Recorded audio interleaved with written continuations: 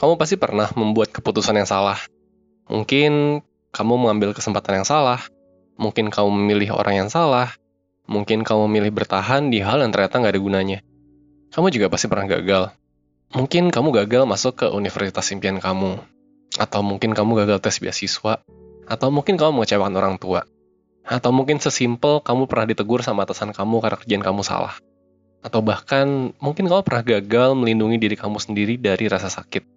Sepanjang perjalanan hidup kamu, banyak hal yang sudah bikin kamu kecewa, marah, malu sama diri sendiri, dan terutama membuat kamu menyesal. Seandainya dulu aku memilih yang lain, pasti nggak gini nih hidupku. Seandainya dulu aku nurut aja sama orang tuaku, pasti mereka nggak akan kecewa nih sampai sekarang. Dan banyak banget kata-kata seandainya lainnya. Mau marah terus sama diri sendiri kok ya rasanya sedih. Tapi mau maafin diri sendiri juga rasanya susah. Mungkin kamu masih terikat sama rasa sesal itu sampai sekarang. Nggak bisa lepas walaupun sudah menghindar. Sudah berulang kali kamu coba bilang ke diri sendiri, udah, jangan disesali. Tapi ya rasa sesalnya belum juga pergi. Ya memang sih, penyesalan tuh datangnya selalu di belakang. Karena kalau di depan namanya pendaftaran. Kalau memang begitu kondisinya, kamu ada di video yang tepat. Karena kali ini 1% mau membahas cara mengatasi rasa sesal yang berlebih. Tonton terus video ini sampai habis, jangan lupa klik like dan subscribe ya.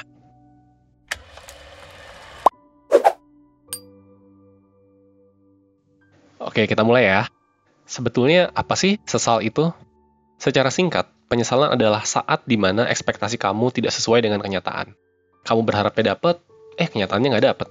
Kamu berharap bahagia, kenyataannya kamu sedih. Sesimpel itu sih sebetulnya. Penyesalan itu terjadi ketika ada dua hal di kepala kamu yang kamu bandingkan, yaitu sebuah kondisi ideal yang cuma ada di angan-angan kamu, dan sebuah kondisi tidak ideal yang kamu lihat di depan kamu sekarang. Jadi ingat ya, kunci dari penyesalan tuh ketika dua hal, yang satu indah di angan-angan, yang satu lagi tidak indah di kenyataan, lalu kamu bandingkan.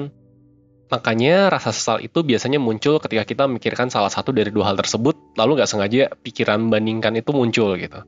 Rasa sedih dari kenyataan gitu, misalnya itu bisa hadir karena stimulus dari peristiwa, ingatan, atau pikiran yang tidak mengenakan yang sedang kamu alami sekarang. Misalnya kamu lagi stres di kerjaan kamu sekarang.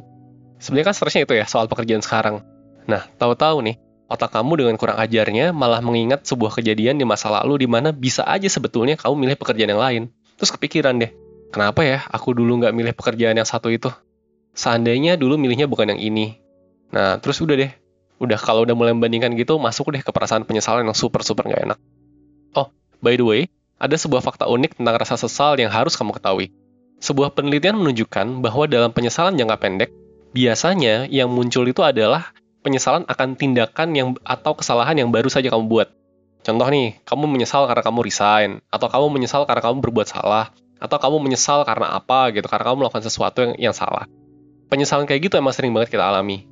Tapi biasanya rasa sesalnya tuh jangka pendek. Nggak percaya? Coba deh ingat penyesalan yang terjadi karena kesalahan kamu. Ada nggak yang udah bertahun-tahun masih membekas? Kemungkinan sih sedikit, atau malah mungkin nggak ada. Di sisi lain, penyesalan jangka panjang biasanya justru muncul dari tindakan yang tidak pernah kamu ambil. Ini kayaknya nggak perlu dicontohin lagi ya, karena pasti kamu udah kebayang contohnya di hidup kamu masing-masing. Rasa sesal karena kamu dulu nggak berani mencoba. Itu biasanya masih banyak banget di pikiran kita. Andai dulu aku nyoba, andai dulu aku berusaha. Itu tuh jauh lebih membekas dibandingkan rasa sesal karena kamu sudah mencoba, terus kamu salah. Memang sebenarnya tidak bisa dibungkiri, sebenarnya kalau masih dalam batas wajar, emosi sesal ini punya manfaat juga. Bahkan menurut penelitian di Amerika, rasa sesal adalah emosi negatif yang mendapatkan skor tertinggi sebagai rasa negatif yang bermanfaat. Kalau rasa sesal ini kamu jadikan pelajaran dan menjadikan kamu lebih bijak ke depannya. Nah, tapi kalau rasa sesalnya bukannya kamu jadikan pelajaran, malah kamu pikirin terus sampai jadi overthinking, lalu mulai menyalahkan diri sendiri, nah itu justru negatif banget sih. Bisa-bisa malah kamu jatuh ke dalam depresi karena penyesalan kamu. Selain karena memicu depresi, ada nggak sih alasan lain kenapa kita nggak boleh menyesal berlebihan? Nah, ada beberapa alasan. Alasan pertama, menyesal berlebihan bisa menutup diri dari kesempatan, hubungan, atau karir yang baru. Pernah nggak kamu merasa menyesal akan sesuatu sampai rasanya takut banget buat mencoba lagi? Ada sebagian orang yang saking menyesalnya, mereka takut sekali buat mengulang kesalahan yang sama. Dan akhirnya menutup diri sama sekali agar tidak berbuat kesalahan lagi. Nah, kalau kamu menyesal berlebihan seperti ini, bisa bahaya. Karena kamu jadi kayak takut aja gitu buat nyoba. Padahal ingat kan yang tadi kita bahas, penyesalan yang biasanya lebih membekas adalah penyesalan karena tidak mencoba. Jadi, contohnya gini nih, karena sebuah alasan kamu menyesal nih. Lalu kamu menutup diri dan tidak lagi berani mencoba. Akhirnya malah di masa depan kamu dapat bonus tambahan untuk penyesalannya. Tadinya kamu hanya menyesal karena kamu gagal gitu kan. Sekarang kamu dapat bonus lagi. Kamu menyesal karena setelah gagal itu kamu tidak mencoba. Dan ironisnya tadi seperti kita udah bahas sebelumnya, si penyesalan bonus yang datangnya belakangan ini nih, penyesalan karena tidak lagi berani mencoba, justru kemungkinan besar bakal lebih membekas dibanding penyesalan yang pertama. Yang kedua, karena ketika kita menyesal secara berlebih, kita tuh jadi nggak bisa belajar dari kesalahan yang pernah diperbuat. Saat kamu menyesal berlebihan, pikiranmu tuh biasanya isinya adalah, harusnya dulu gini ya, atau bagaimana ya kalau dulu kayak gitu, pasti hasilnya nggak kayak gini nih. Pikiran kayak gini nih adalah musuh dari proses belajar. Kenapa? Karena nggak ada poinnya. Kamu nggak bisa buktiin juga itu bener atau enggak. Apakah kalau misalkan kamu dulu ambil jalan yang lain, lantas hidup kamu sekarang jadi lebih baik? Ya nggak tahu juga kan, waktu kan nggak bisa diulang. Sadar atau enggak, mungkin benar kamu udah bikin banyak kesalahan dalam hidup kamu. Tapi ya kesalahan-kesalahan itu yang udah bawa kamu ke hidup kamu di titik ini. Hidup kamu harusnya nggak semuanya rasa sedih kan? Pasti ada aja hal-hal yang membahagiakan yang ada di hidup kamu sehari-hari. Dan hal-hal itu ada di hidup kamu karena hidup kamu ada di titik ini. Termasuk karena kesalahan-kesalahan kamu. Ada sepenggal kutipan dari Pablo Neruda yang manis banget soal ini. Yaitu kita tahu kita menemukan cinta sejati adalah ketika kita bisa berkata seperti ini ke dia. Kamu membuatku bersyukur atas semua kesalahan yang pernah aku buat. Karena setiap kesalahanku itu telah menuntun hidupku ke titik ini. Titik yang membawaku bisa bertemu dengan kamu sekarang. Ingat, orang bijak adalah orang yang bisa belajar dari kesalahannya sendiri. Jadi, kesalahan masa lalu jangan cuma didiamkan sebagai penyesalan, tapi jadikanlah bahan pelajaran, sehingga kelak kita bisa tersenyum dan memandang kesalahan-kesalahan lama kita karena kita sudah belajar banyak dari situ dan menjadikan kita sebagai pribadi yang lebih baik dari masa ke masa. Kamu nggak mau kan terus-menerus menutup diri dan nggak belajar dari kesalahan? Nah, makanya ada beberapa cara yang bisa dicoba supaya penyesalan kamu tuh tidak berlebihan. Nomor 1, kamu harus terima dulu fakta bahwa manusia itu memang tempatnya salah. Iya, kamu sangat nyesel, tapi kamu bukan satu-satunya orang yang merasakan penyesalan. Setiap manusia pernah melakukan kesalahan. Menurut penelitian yang dilakukan oleh Allianz Life, 32% orang Amerika menyesali pilihan-pilihan besar dalam hidupnya, terutama yang berkaitan dengan profesi, pilihan kuliah, dan tempat bekerja. 32% itu hampir 1 dari 3 by the way. Jadi kalau di lingkungan kamu sehari-hari ada 100 orang, 32 diantaranya punya penyesalan besar dalam hidupnya. So, nggak sepi-sepi banget kan rasanya kalau tahu begini. Yang kedua, ubahlah self-talk yang negatif. Nah, jadi gini, biasanya orang yang menyesal secara berlebihan, secara tidak sadar berbicara negatif tentang dirinya sendiri. Misalnya nih, kamu jadi sering bilang di pikiran kamu, aku tuh bodoh banget ya waktu itu bisa sampai bikin kesalahan. Atau, aku tuh pengecut banget ya sampai nggak berani. Ini tuh sesuatu yang harus dirubah. Karena nanti ujung-ujungnya, kalau kamu terus kayak gini, kamu akan self-blaming. Kamu menyalahkan diri kamu sendiri. Dan kalau itu diputar ulang terus di pikiran kamu, yang ada, emosi negatif tuh akan terus muncul dari diri kamu.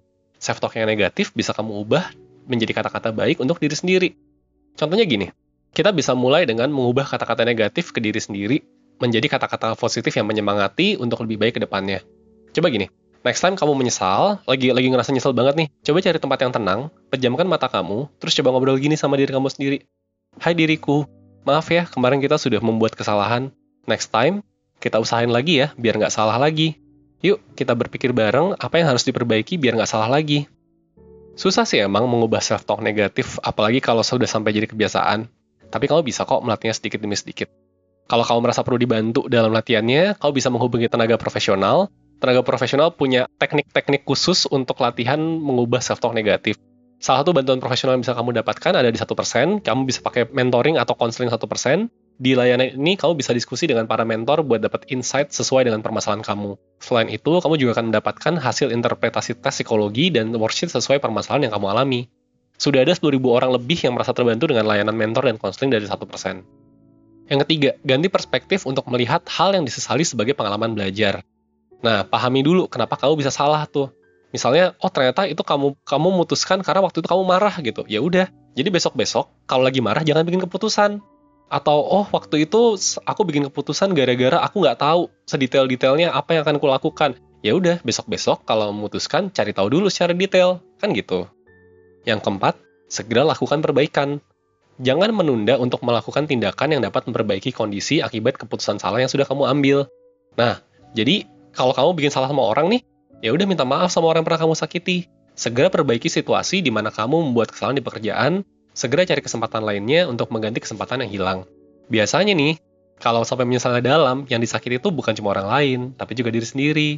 Jadi, mau nunggu apa lagi buat minta maaf sama diri sendiri? Yuk, minta maaf yuk!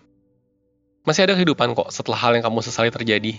Asal kamu bisa bangkit dari rasa sesal. Ingat, tadi orang nyesel tuh banyak banget dan mereka masih hidup kan sampai sekarang. Kamu juga masih hidup kan sampai sekarang. Rasa sesal terjadi karena perbedaan yang ada ketika kita membandingkan mengenai kondisi ideal yang seharusnya bisa terjadi dengan kenyataan yang ada di hidup kita sekarang. Penyesalan yang berlarut akan membuat kita menutup diri atau justru tidak belajar dari kesalahan yang sudah kita buat. Karena itu, kita perlu mengambil langkah agar tidak berlarut-larut dalam sesal dan tetap menjalani hidup dengan ringan.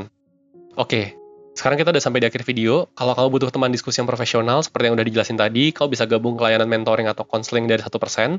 Kamu nggak cuma bisa diskusi, tapi kamu juga bakal dapat hasil tes, saran, dan worksheet. Buat daftarnya, kamu tinggal klik link yang ada di deskripsi video ya. Segitu dulu soal penyesalan. Akhir kata, penyesalan adalah sesuatu yang umum terjadi. Tapi gak semua orang bisa keluar dari penyesalan ini.